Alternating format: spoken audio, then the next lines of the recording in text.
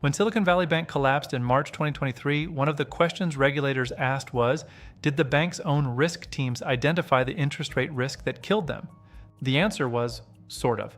It was probably buried somewhere in a risk register, but the RCSA process had become a copy-paste exercise.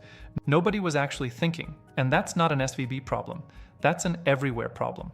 Most RCSAs are broken because the workshop facilitation is poor.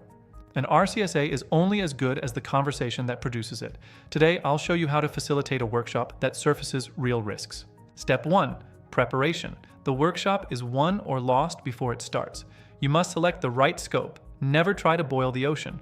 Focus on one business process or one department, like client onboarding. This keeps the discussion manageable and deep. Identify 6 to 10 participants who actually perform the work. If only senior managers attend, you will only get sanitized risks. Send them pre-work.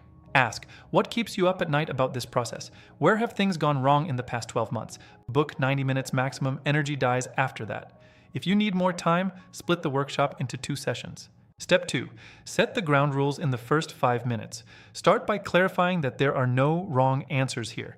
We are here to identify what can go wrong, not to point fingers or blame anyone for what has gone wrong in the past. Explain the concept simply.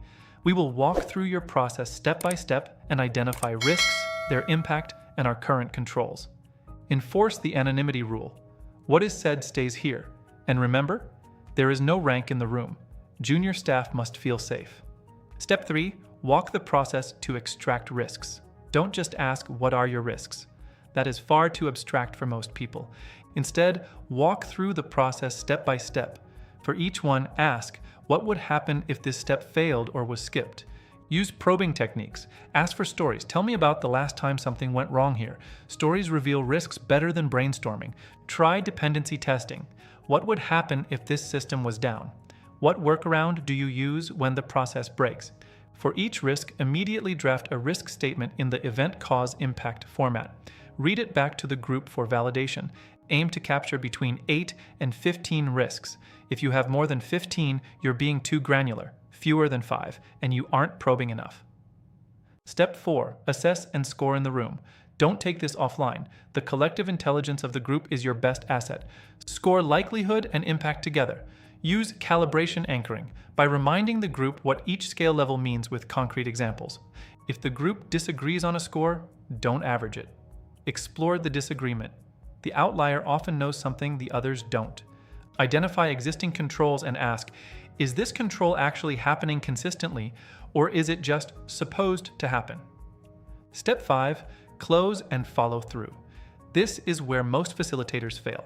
Summarize findings on screen before everyone leaves the room. Agree on the top 5 risks and assign action owners before the meeting ends.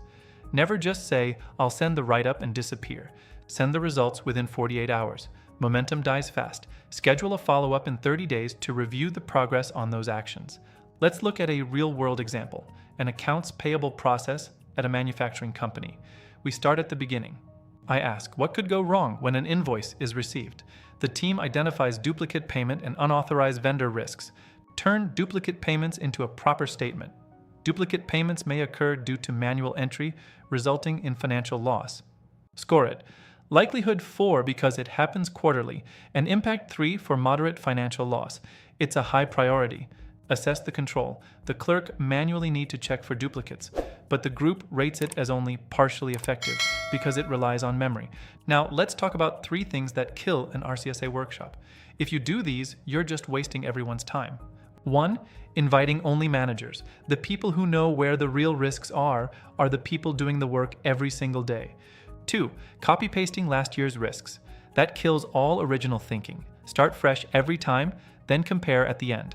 3. Taking risks offline to score later. If you don't score with the people who understand the process, you're just guessing. Avoid these 3 traps, and your workshops will transform from a compliance checkbox into a strategic value add. Facilitation is a skill. It takes practice, but when you get it right, you become the most valuable person in the risk department. For more RCSA best practices and our free workshop template, visit grctimes.com. We have everything you need to get started. If you found this helpful, subscribe to this channel for more GRC insights and practical facilitation tips.